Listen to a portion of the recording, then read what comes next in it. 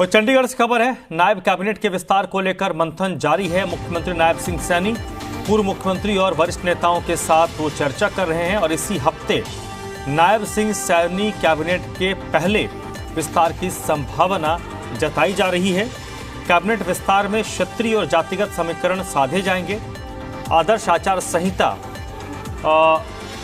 के कारण कैबिनेट विस्तार में कोई बाधा नहीं आएगी। नायब सरकार में मुख्यमंत्री के अलावा अभी 5 कैबिनेट मंत्री हैं और 8 मंत्रियों के पद अभी खाली हैं। तो नायब सिंह सैनी कैबिनेट का विस्तार होना है और कैबिनेट को किस तरीके से रखा जाए और मंत्रिमंडल में किन किन चेहरों को मौका दिया जाए, उसमें क्षेत्रीय और जातिगत समीकरणों को कैसे साधा जाए, इन तमाम पहलुओं को लेकर मुख्यमंत्री नायब सिंह सैनी पूर्व सीएम और पार्टी के वरिष्ठ नेताओं के साथ मंथन कर रहे हैं। और जो कयास लगाए जा रहे हैं कि अभी हाल ही में मुख्यमंत्री पद की शपथ लेने के बाद नायब सिंह सैनी दिल्ली भी आए थे, जहां पर उन्होंने पार्टी के वरिष्ठ नेताओं से मुलाकात की थी। और चले सीधे रुख करते हैं, विजय राणा इस वक्त मेरे साथ जुड़ चुके हैं इसी पर ज़्यादा बातचीत के लिए, ज़्यादा जानकारी के साथ। विजय, अभी तक जो मंत्रिमंडल का विस्तार हुआ नहीं है, कोई एक बड़ी पेंच अगर हम कहें, जो सबसे बड़ी पेंच मानते हैं मंत्रिमंडल का विस्तार नहीं होना, क्योंकि कहा यह जा रहा था कि जिस दिन सीएम खुद शपथ ले रहे थे उस दिन कि बाकी कई और लोग ले सकते हैं, एक आध सीट खाली रहेगी, बाकी लोग शपथ ले लेंगे, लेकिन उस दिन भी सिर्फ 5 लोगों ने शपथ लिया। देखिए, जिस दिन मुख्यमंत्री ने शपथ ली थी उस दिन 5 मंत्रियों को शपथ दिलाई गई थी और 5 मंत्री पहले ही मंत्री थे और इस्तीफा देने के बाद उन्हें उसी दिन जो है दोबारा शपथ दिला दी गई थी।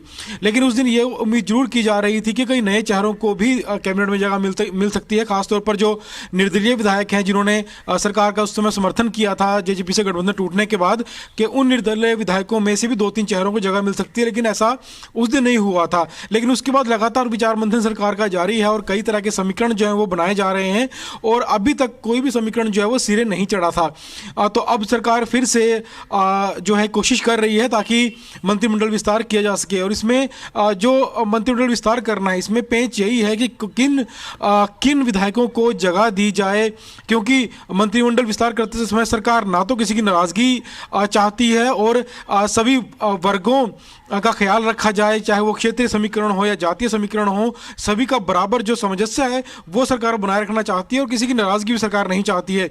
जैसे कि पूर्व गृह मंत्री अनिल विज हैं, वो नाराज थे और वो अंबाला चले गए थे, शपथ ग्रहण समारोह में भी शामिल नहीं हुए थे। तो सरकार उनसे भी लगातार संपर्क कर रही है कि उन्हें किसी तरह मनाया जाए। इसके अलावा ये चर्चा भी आई थी कि राव इंद्रजीत जो है वो अपने करीबी लोगों को मंत्रिमंडल में जगह दिलाना चाहते हैं। 1 या 2 लोग जो हैं वो यादव समाज से चाहते हैं कि उनको जगह मिले, और अगर वो एक विधायक को चाहते हैं कि यादव समाज से 1 विधायक मंत्री बने तो शायद सरकार उनकी मांगे मान सकती है आराम से। लेकिन अगर 1 से ज़्यादा की मांग की जाती है तो सरकार के लिए एक नई सिरदर्दी है। इसके अलावा क्योंकि पहले कमलेश ढांडा अकेली महिला मंत्री थी मंत्रिमंडल में, महिला विकास मंत्रालय उनके पास था, लेकिन अब उनका पत्ता कट गया जब उनसे इस्तीफा ले लिया गया था, दोबारा शपथ उन्हें नहीं दिलाई गई। तो सरकार अब एक महिला को भी शामिल करना चाहती है और वो जो अगला नाम है, जो 2 विधायक हैं भाजपा के, निर्मल रानी और सीमा त्रिखा, तो इन दोनों में से भाजपा किसी एक महिला को मंत्री बनाना चाहती है और सीमा त्रिखा का नाम जो है वो आगे चल रहा है, लेकिन फिलहाल फाइनल नाम उनका नहीं हुआ है। इसके अलावा वैश्य समाज से भी, बनिया समाज से भी सरकार चाहती है कि एक विधायक को मंत्री बनाया जाए, क्योंकि कमल गुप्ता शहरी स्थानीय निकाय मंत्री थे और उन्होंने भी इस्तीफा दिया था उस दिन जब मुख्यमंत्री ने इस्तीफा दिया था, तो उसके बाद उन्हें शपथ नहीं दिलाई गई। तो अब ये चर्चा है कि जो मौजूदा स्पीकर हैं ज्ञानचंद गुप्ता, वो भी वैश्य समाज से आते हैं, तो उन्हें शपथ दिलाई जा सकती है, उन्हें जगह कैबिनेट में दी जा सकती है और उनका नाम सबसे आगे इस समय चल रहा है सभी विधायकों में। इसके अलावा अगर हम दूसरे लोगों की बात करें, निर्दलीय विधायकों की बात करें, तो निर्दलीय विधायकों में भी 1 से 2 नाम नए चेहरे देखने को मिल सकते हैं, चाहे वो सोमवीर सांगवान हो, निर्दलीय विधायक हैं, नयनपाल रावत हो, निर्दलीय विधायक हैं, तो इनके नामों पर भी चर्चा चल रही है और 1-2 दूसरे विधायकों के नामों पर चर्चा चल रही है ताकि जातीय समीकरण को देखा जा सके और क्षेत्रीय समीकरण को देखा जा सके। तो इन सब मुद्दों पर चर्चा की जा रही है। हालांकि हर विधायक जो ये जरूर चाहेगा कि उनका नाम मंत्रिमंडल में आए, वो भी मंत्री बने, लेकिन फिलहाल सरकार को देखना है कि किस विधायक को मंत्री पद दिया जाए और उससे ना तो कोई समुदाय में नाराजगी पैदा हो और ना ही कोई विधायक नाराज हो। क्योंकि अब अगर हम अनिल विज की बात करें तो अनिल विज हालांकि फिलहाल उनकी जो नाराज़गी है वो बरकरार है। हालांकि उन्होंने अपने शब्दों में मना किया कि वो नाराज़ नहीं है, लेकिन वो जग जाहिर है कि नाराज़गी है। लेकिन अगर वो दोबारा शपथ ग्रहण नहीं लेना चाहते, अगर वो मंत्री नहीं बनना चाहते, तो उनकी जगह सरकार किसको मंत्री फिर बना सकती है? क्योंकि अनिल विज अंबाला कैंट से विधायक हैं, तो हो सकता है असीम गोयल जो अंबाला शहर से विधायक हैं उनको भी जगह मिल सकती है, उनके नाम पर भी सरकार विचार कर सकती है, ताकि जो अंबाला क्षेत्र के लोग हैं वो उनकी नाराजगी ना देखनी पड़े सरकार को। यानी अंबाला से एक व्यक्ति को मंत्री पद दिया जाए, कैबिनेट में शामिल किया जाए। तो इस तरह के तमाम जो समीकरण है वो सरकार इस समय बैठाना चाह रही है, ताकि सभी तरीके से कोई नाराज भी ना हो और ज़रूरी जो बातों को देखते हुए 8 विधायकों को शपथ दिलाई जा सके। क्योंकि हरियाणा में 13 मंत्री बन सकते हैं, जिसमें 5 मंत्री पहले बनाए जा चुके हैं और 8 विधायकों को मंत्री बनाया जाना बाकी है। और उम्मीद की जा रही है अगर ये समीकरण जो है वो सही बैठ जाते हैं, समर्थन सरकार को सभी विधायकों को मिल जाता है, तो इस हफ्ते संभव है कि मंत्रिमंडल विस्तार हो सकता है। नहीं, और मंत्रिमंडल विस्तार को लेकर जब भी बात होती है तो आपने भी उसका जिक्र किया है विजय, कि अनिल विज एक बड़ा पेच हैं। विज साहब हरियाणा के सबसे वरिष्ठ कद्दावर भारतीय जनता पार्टी के नेताओं में से हैं। अगर वो शामिल नहीं होते हैं तो, और अगर उनमें नाराजगी होती है तो लोकसभा चुनाव से पहले क्या ये खतरा भारतीय जनता पार्टी मोल ले सकती है? क्योंकि उनकी अपनी एक पैठ है, उनके समर्थक नाराज हो सकते हैं।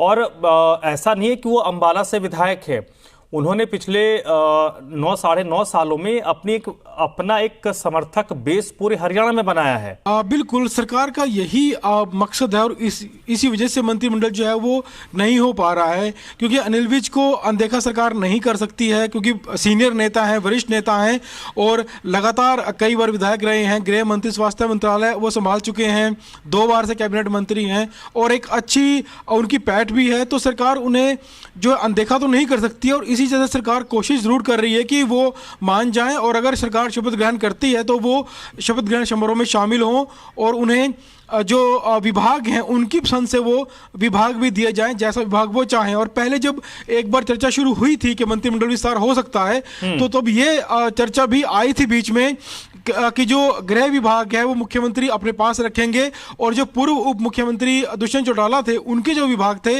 वो विभाग अनिल विज को दिए जाएंगे। तो इस तरह की चर्चाएं भी आई थी, लेकिन वो चर्चाएं जो है वो सिरे नहीं चढ़ पाई थी। तो इसलिए ना सिर्फ अनिल विज की बात है, राव इंद्रजीत की बात है, क्योंकि वो भी अपनी तरफ से मांग कर रहे हैं कि उनके करीबी लोगों को मंत्रिमंडल में जगह दी जाए, तो सरकार उन्हें भी अनदेखा नहीं कर सकती है। और जो निर्दलीय विधायक हैं जिन्होंने सरकार को इस बार समर्थन दिया है और जिनके समर्थन से सरकार बनी है, तो उनको भी सरकार अनदेखा नहीं कर सकती है। कम से कम 2 निर्दलीय विधायकों को सरकार को शामिल करना होगा अपने कैबिनेट में, और वो 2 विधायक कौन से हो सकते हैं ये भी सरकार को देखना होगा कि कौन से 2 विधायक हो सकते हैं। और बाकी जो अन्य जो विधायक हैं, जो भाजपा के विधायक हैं, उनके अंदर भी उम्मीदें हैं कि उनका भी नंबर लग सकता है कैबिनेट में, तो वो भी इस बात का इंतजार जरूर कर रहे हैं। तो हालांकि हर विधायक को लगता है कि उन्हें जगह दी जानी चाहिए, लेकिन फिलहाल सरकार समीकरण बना रही है। और सबसे बड़ी बात है कि वो किसी भी नेता की, चाहे कोई छोटा नेता है, बड़ा नेता है, किसी भी विधायक की वो नाराजगी नहीं लेना चाहते, क्योंकि लोकसभा चुनाव आ रहे हैं और ऐसे में लोगों की नाराजगी लेना, विधायकों की नाराजगी लेना वो सरकार के लिए सही नहीं होगा। तो इस वजह से सरकार जो है गहन मंथन कर रही है और इसी बार जो है वो जो शपथ ग्रहण समारोह टलता आ रहा है। जी, बहुत बहुत शुक्रिया आपका इस पूरी बातचीत के लिए विजय।